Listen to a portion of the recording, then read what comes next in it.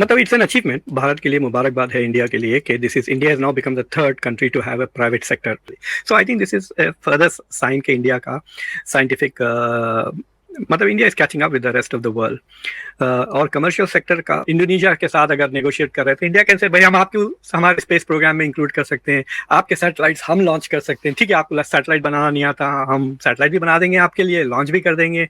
Intel मतलब this is a defence के लिए भी हो सकता है, कमर्शियल पर्पजेज, वेदर के लिए, खासतौर से आजकल तो ग्लोबल वार्मिंग की वजह से जिस तरह से वेदर वगैरह तबाह हो रहे हैं, आई थिंक दिस इज अनदर क्या कहना चाहिए feather in India cap, it is going forward and that is the important part. आप एक चीज what I really like about India is कि क्योंकि इंडिया इतना बड़ा है कि दूसरी जगह जियोपॉलिटिकल क्राइसिस चलती रही, इस तरफ ये चीजें चलते रहते साइड में। तो इंडिया का जो डेवलपमेंट चल रहा है, फॉर एग्जांपल अभी India is launching its own speed train, India में बनी हुई स्पीड ट्रेन जो 260 किलोमीटर या 280 किलोमीटर की रफ्तार से मुंबई से अहमदाबाद तक आई जाएगी। And India is still in the top 3-4 countries when it comes to missile technology. तो इंडिया का ये जो स्काई रूट वाला ये जो प्राइवेट सेक्टर इंडिया का जो है वो अब जो है जिसे कहते हैं ना फुली तौर पे रॉकेट अपने भेज रहा है, मतलब इट्स एन अचीवमेंट, भारत के लिए मुबारकबाद है इंडिया के लिए कि this is India has now become the third country to have a private sector. और मेरे लिए इट्स वेरी इंटरेस्टिंग क्योंकि जो मेरे एक क्लासमेट है अशर फरहान है उनका नाम, he is a very prominent India में हैदराबाद में आईटी एंटरप्रेन्योर है। तो Farhan became I think the first Indian private person to send a satellite into space. वो अपने घर में बैठकर सैटेलाइट बनाता है मतलब he has an office and all of that, but और उसके satellite I think Elon Musk ने लॉन्च किए थे, 4-5 साल पुरानी बात है, but he became the first private person to launch satellite. So for me that was a great achievement कि भाई मैं एक ग्रेट साइंटिस्ट को जानता हूँ। और हमारी क्लास में देखिए इंजीनियरिंग तो बहुत लोग कर लेते हैं यार, अतुल कोहली भी इंजीनियर थे, मैं भी इंजीनियर हूँ, कई ऐसे प्रोफेसर हैं पॉलिटिकल साइंस में जो इंजीनियर थे, but to do real engineering contribution. तो जब मैं कभी फिजिक्स वगैरह के प्रोफेसर से बात करता हूँ तो वो लोग एक सेंटेंस यूज करते हैं जिससे मुझे बड़ी जलन होती है। तो कहते हैं माई कॉन्ट्रीब्यूशन टू साइंस, कहते हैं my contribution to science. Social scientist ऐसा नहीं कहते, my contribution to social science नहीं कहते। I've never heard anybody talk about it very proudly. So I think this is a further sign के India का scientific मतलब India is catching up with the rest of the world. और commercial sector का लेकिन एक interesting चीज हुई कि जो ISRO है, जो इंडिया का स्पेस रिसर्च ऑर्गेनाइजेशन जो पब्लिक सेक्टर है, they have lost many engineers to the private sector. तो अब एक नया रूल बनाए हैं कि एग्जिट स्ट्रैटेजी की तरह मुश्किल कर दी है। तो अगर आप इंडिया की स्पेस प्रोग्राम में, सरकार के स्पेस प्रोग्राम में काम, because you getting many benefits ना, सब्सिडीज मिलते हैं आपको तालीम के लिए, रिसर्च के लिए, द बजट इज़ ह्यूज। फिर आई थिंक नासा के साथ जो कोलैबोरेशन हो रहा है आपको वो सारा एक्सपोजर मिल जाता, फिर आप ये सब लेकर फिर प्राइवेट सेक्टर में भाग जाते हो। So I think they are doing that. ये 2-3 दिन पहले खबर आई थी तो I had looked at it and I was wondering, I said ठीक है private sector is stealing. But अगर आप ये जो स्लाइड मैंने जो आपको भिजाया उसको जरा देखिए, then it will give you a global picture. तो ये देखिए अमेरिका में अगर आप देखें 51 to 61% जो लॉन्चेस होते हैं वो अमेरिका से होते हैं, उसके बाद चाइना से होते हैं अबाउट 30% जो स्पेस लॉन्चेस होते हैं, फिर उसके बाद रशिया। और आप देखिए न्यूजीलैंड इतना छोटा मुल्क है but New Zealand actually specialises in sending small satellites. उसकी आबादी 50 लाख है, मतलब छोटे से शहर के बाद इस्लामाबाद रावलपिंडी को अगर दोनों को मिला दें तो उतना सा है New Zealand, but it is more than Europe और India are on the same level of 2% है इनका share of sending space, Japan से ज्यादा। So India is now part of the race but it has a long way to go और it will catch up, we will see क्या होगा, because India के पास cost advantage रहेगा। तो अगर आप प्राइवेट सैटेलाइट स्पेस में भेजना चाह रहे हैं, अगर आप इलॉन मस्क के साथ जाना चाह रहे हैं स्पेस एक्स के साथ, मैं सुना कि अब स्पेस एक्स का तकरीबन 80% हो गया है मार्केट शेयर इन कमर्शियल, और पूरा का पूरा अमेरिका के पास है जो कमर्शियल सैटेलाइट बिजनेस है लॉन्च। तो नंबर ऑफ लॉन्चेस में सिर्फ 60% है अमेरिका, लेकिन टोटल जो वॉल्यूम अगर आप वजन की बात करें ना, किस वजन के लोगों को भेज रहे हैं, गुड्स जो भेज रहे हैं स्पेस में, वो 80% अमेरिका है और मोस्टली स्पेस एक्स है। But I think this is a big achievement, it puts India on the map. और इंडिया के पास एक बार्गेनिंग चिप हो जाती है। अब जैसा कि अगर वो यूरोप के साथ नेगोशिएट कर रहे हैं या कोई मिडिल पावर जैसा कि इंडोनेशिया है, इंडोनेशिया के साथ अगर नेगोशिएट कर रहे थे, इंडिया कैन से भाई हम आपको हमारे स्पेस प्रोग्राम में इंक्लूड कर सकते हैं, आपके सैटेलाइट्स हम लॉन्च कर सकते हैं, ठीक है आपको सैटेलाइट बनाना नहीं आता, हम सैटेलाइट भी बना देंगे आपके लिए, लॉन्च भी कर देंगे। इंटेल मतलब दिस इज डिफेंस के लिए भी हो सकता है, कमर्शियल पर्पजेज, वेदर के लिए, खासतौर से आजकल तो ग्लोबल वार्मिंग की वजह से जिस तरह से वेदर वगैरह तबाह हो रहे हैं, आई थिंक दिस इज अनदर क्या कहना चाहिए feather in India cap, it is going forward and that is the important part. आप एक चीज what I really like about India is कि क्योंकि इंडिया इतना बड़ा है कि दूसरी जगह जियोपॉलिटिकल क्राइसिस चलती रही, इस तरफ ये चीजें चलते रहते साइड में। तो इंडिया का जो डेवलपमेंट चल रहा है, फॉर एग्जांपल अभी India is launching its own speed train, India में बनी हुई स्पीड ट्रेन जो 260 किलोमीटर या 280 किलोमीटर की रफ्तार से मुंबई से अहमदाबाद तक आई जाएगी। So there is constant development. और हमारा इंटरेस्टिंग चीज़ ये है कि जब आप बड़े प्रोजेक्ट्स करते हो ना industrial, for example let us से कि आपने कार बनाना सीख ली, अगर आप कार बना लेते हैं और कार बिकने लगते हैं तो it creates lots of other jobs. Rubber industry को ग्रोथ मिल जाती है क्योंकि टायर बनाना पड़ता है, लेदर इंडस्ट्री को ग्रोथ मिल जाती है क्योंकि सीट कवर्स बनाना है। तो इस तरह से it spawns literally thousands of other industries. और फिर सर्विस इंडस्ट्री अलग छोड़ रहे हैं, पंक्चर जो बना रिपेयर कर रहे हैं वो भी अलग है। सो जो बड़े प्रोजेक्ट्स आप करते हैं, अब जैसा कि इंडिया का अगर commercial, I will not be surprise कि 1-2 साल में हॉलीवुड कोई मूवी ना बना दे स्पेस में जाके शूट करके, शाहरुख खान या जाकर private commercial, it will give it a huge boom. और उससे ये होगा कि दूसरे इंडस्ट्रीज के लिए इट विल गिव क्या कहना चाहिए रिपल इफेक्ट होगा कि अब अगर आप बहुत सारे स्पेस में रॉकेट से जा रहे हैं। और you must also realise rocket is a missile. अगर मिसाइल सीधा ऊपर जा रही है तो वो रॉकेट है, अगर वो ऐसा जा रही है तो इट इज अ मिसाइल। तो जितना आप रॉकेट टेक्नोलॉजी इंप्रूव करें, आपकी उतनी मिसाइल टेक्नोलॉजी भी इंप्रूव होते जाएगी। And India is still in the top 3-4 countries when it comes to missile technology. बिल्कुल ठीक हो गया डॉक्टर साहब। मूविंग ऑन, आपने एक बात आज पाकिस्तान के बारे में एक आर्टिकल अपना वीडियो किया, उसको मैंने भी रिस्पॉन्ड किया। आपका रिस्पांस मैंने देखा नहीं, आप कोई इशू नहीं है, मैंने कोई वैसे बात की है, मैंने आपकी बातें सुनी सारी उसमें। डॉक्टर साहब, एक कंट्री लाइक पाकिस्तान जो पिछले 50 साल से एक्टिवली ग्रेट पार कंपटीशन अपने बॉर्डर पे देखता है, लाइक और वहां पे अफगानिस्तान जैसा, और फिर उसमें हमारे अपने इंटरनल प्रॉब्लम्स भी हैं, ठीक है, I can not ignore that, civil military tensions, dictators का आ जाना चले जाना, this and that, revolving door democracy. याद है कि मैंने आपका वो एक रिबटल दिया, आपने कहा कि जो इस्लामाबाद है वो अफगानिस्तान से थोड़ा दूर है लेकिन इतना भी नहीं है। तो वो हमारे वहां पे कहा जाता था कि देखो तालिबान सवात में आ गए हैं and that is just 60 kilometre Islamabad, तो it means nuclear weapons and Taliban are बिल्कुल करीब करीब है, मतलब इस तरह की बातें हुई।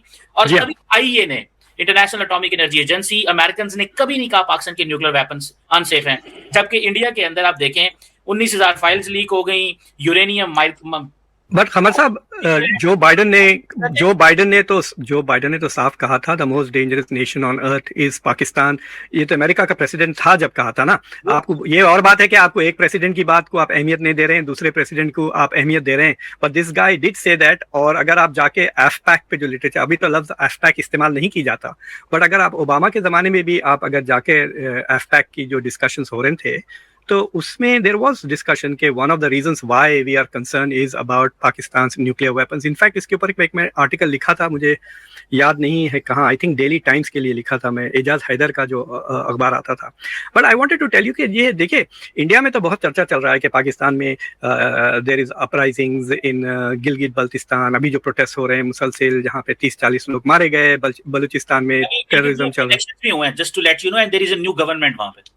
हाँ, yeah, I know all of that. What I'm trying to say कि इंडिया में काफी चर्चा चल रहा था कि there is a lot of uncertainty going on, Khyber. तो ये जो 3 प्रोविंसेस है, बलूचिस्तान, KPK, और जो आपका ये, this is not even a province ना, जो गिलगित बल्तिस्तान और जिसको आप आज़ाद कश्मीर कहते हैं, इंडिया में उसको पाक ऑक्यूपाइड कश्मीर कहते हैं, तो वो इलाका जो है it is not even actually a province, it is, आप लोग उसको ट्रीट करते हैं as an independently autonomous govern province. तो यहाँ पे प्रोटेस्ट तो चल रहे हैं, तो I wanted to look at it and see what is. तो आपको मैं for example I learn a lot of interesting thing. अब वो जो दूसरा वो दिखाएं मुझे, पहले तो ये मैप रहने दे। तो पहले तो मैं ये कह रहा हूँ कि जो इंडियन समझ रहे हैं कि जो हिस्से पाकिस्तान से टूटेंगे वो सीधा आ जाएंगे, इंडिया का हिस्सा बन जाएंगे और सब हिंदू बन जाएंगे, वो तो होने वाला नहीं है।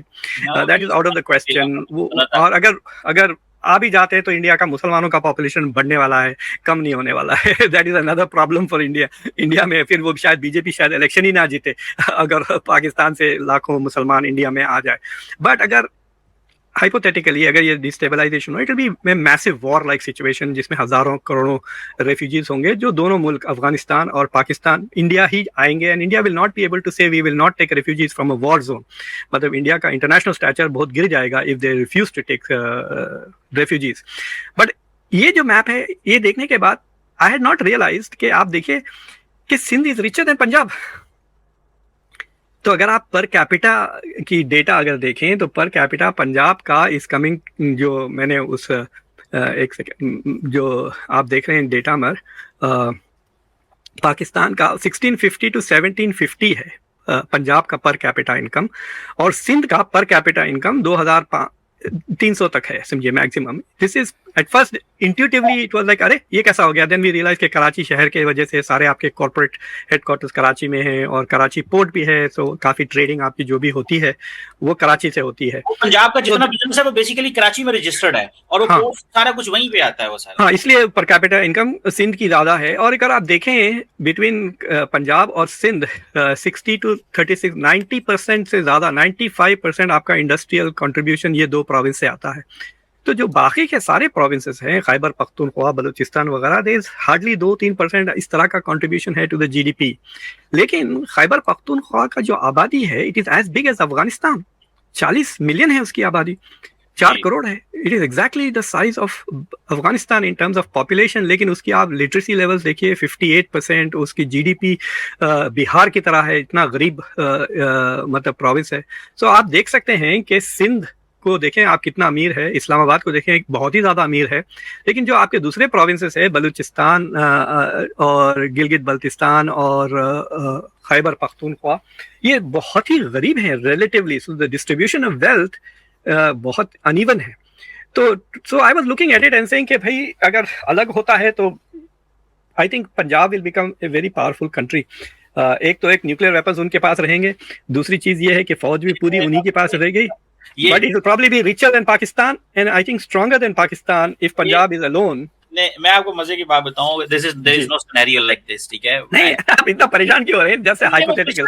देखिए क्वेश्चन इज ये नैरेटिव बनता है। आपने न्यूक्लियर की बात की, मैंने पॉइंट लिखा है आपको। जी आपको पता है जब ट्रम्प 2016 में पावर में आए तो उस वक्त जो अफगानिस्तान के जो लोग थे, इंडियन लॉबी भी थी, वो न्यूयॉर्क टाइम्स में आर्टिकल लिखवाती थी कि पाकिस्तान के न्यूक्लियर वेपन कितने डेंजरस हैं। फिर बाइडेन में कहा, फिर बाइडेन जाने लगा तो बाइडेन के डेप्टी नेशनल सिक्योरिटी एडवाइजर ने कहा जी हमारे ऊपर पाकिस्तान से मिसाइल आ सकते हैं। तो हमें इन चीजों को बहुत अच्छे से पता है, ये क्यों होती हैं, ये कैसे होती हैं, पीछे लॉजिक क्या होती है और ये माइंडसेट क्यों है। जब भी नया अमेरिकन प्रेसिडेंट आता है तो सारी बात है इंडियन गवर्नमेंट काम करती है कि पाकिस्तान को कैसे नहीं। देखिए इंडिया की राइज दो चीजों से लिंक है, on India's rise and Pakistan decline. ये दोनों चीजें चाहिए उनको। अगर इंडिया की राइज हो और पाकिस्तान की भी राइज हो तो उनको अच्छा नहीं लगता। 80 मिलियन कम है बांग्लादेश का पॉपुलेशन आपकी पाकिस्तान से इस वक्त। वो 170 है, शायद आप 240 के ऊपर हो, लेकिन उनकी इकोनॉमी आपकी इकोनॉमी से बड़ी है। You know their GDP is nearly $100 billion more than Pakistan. So और इसका कोई मतलब ऐसा कोई तोहफे नहीं मिल रहे हैं उनको दूसरे मुल्क। आपको ज्यादा तोहफे मिले हैं, फॉरेन करेंसी $33 बिलियन अमेरिका से मिल गए थे in the early days. So they are not getting foreign grants to grow, but the difference is governance. इसमें कोई शक की बात नहीं है। I mean people can not deny कि there is better governance in Bangladesh than in Pakistan. That is why they are growing faster and they are better off. So that is the point. और the second point is के आपका मुल्क at least religiously homogeneous है, ethnically homogeneous नहीं भी है।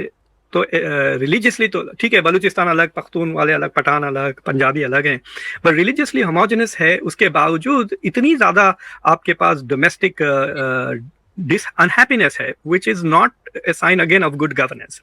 For example आप western मुल्कों में ले लें, बहुत कम ऐसे मुल्क हैं जहाँ पे आपको डोमेस्टिक डिसहार्मनी जैसे कि कनाडा में थी और उन्होंने चांस दे दिया उनको, रेफरेंडम किया, क्यूबेक हुआ, हार गया, उसके बाद खामोश हो गए वो, because they lost the vote, they accepted the vote decision, हालांकि बहुत करीबी था, 49-51% था Quebec to stay part of Canada.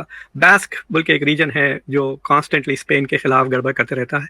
But आप देखिए अमेरिका इतना बड़ा स्टेट है, हमारे पास ऐसा कोई डोमेस्टिक ऐसा अपहीवल नहीं चल रहा है सरकार के खिलाफ कि हमको अलग होना है, आज़ाद होना है, जो आपके पास नजर आता है स्पेशली इन बलूचिस्तान। हालांकि देख रहा हूँ बलूचिस्तान की आबादी सिर्फ 1.5 करोड़ के करीब है जैसा आपने कहा, but it is also very poor. If the population is small, मैं आप जो पाकिस्तानी मेरे इस प्रेजेंटेशन से नाराज हो रहे हैं, नहीं नाराज मैं उनको नहीं, मैं उनको कहता हूं कि आप जाके इंडिया के पंजाब को देख लें, before the insurgency and after the insurgency. नहीं लोग कहते थे, सुनिए ना, लोग कहते थे कि हमने कभी, अभी भी कहते हैं कि हमने कभी, इंडिया में भिखारी बहुत मिलते हैं, आप जुमा की नमाज को चले जाए लाइन से लोग तंग तंग कर देते हैं, अभी भी एयरपोर्ट पे इधर उधर सड़कों पर पार्क रेड लाइट पे भिखारी बहुत आ जाते हैं, it's like an industry. But हमने कभी सरदार को भीख मांगते नहीं देखा। They were always very industrial people, highly educated. In fact India के प्राइम मिनिस्टर भी रह चुके हैं, चीफ ऑफ आर्मी स्टाफ भी रह चुके हैं, हर किस्म की मिनिस्ट्री, अभी भी बीजेपी की गवर्नमेंट में अभी भी सरदार है। बट अगर आप पंजाब की इकोनॉमी को जाके देखें इन द 1980s और फिर इसके बाद खालिस्तान मूवमेंट के बाद अब देखें, तो यू कैन सी के इट्स लाइक सेइंग कि आदमी तेज भागते भागते मुंह के बल गिर गया। So instead of winning the race आपने मुंह फोड़ लिया अपना, और उसके बाद से you can see study decline, ना सिर्फ वो बल्कि there are social problems also, drugs वगैरह को लेकर, और माइग्रेशन। देखिए आप ऑस्ट्रेलिया में जो डायस्पोरा है, न्यूजीलैंड में जो डायस्पोरा है, कनाडा में वगैरह, सब सिख पंजाब से, they are leaving Punjab and leaving country and going away. So ये जो दिस हैप्पीनेस होता है फ्रॉम इन डिवर्स कंट्रीज, तो that is something that Pakistan should learn from other countries, वरना ये चलते रहेगा। और अब तो दूसरे बाहर के मुल्कों को इंसेंटिव भी है कि आपके अंदर गड़बड़ करें, क्योंकि you have been, at least India में तो परसेप्शन है कि Pakistan contributes to trouble in Kashmir, so we will return that by contributing to insurgency in Balochistan और केपीके। बड़ा।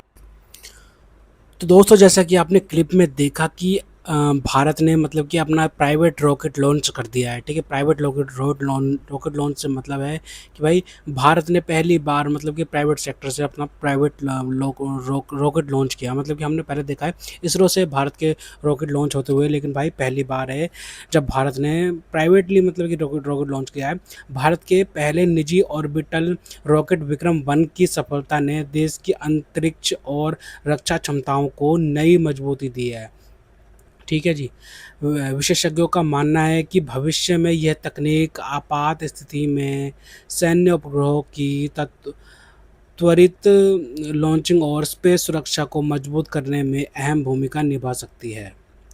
भारत के पहले निजी ऑर्बिटल रॉकेट विक्रम-1 की सफलता ने देश की सामरिक सुरक्षा की इबारत भी लिख दी है।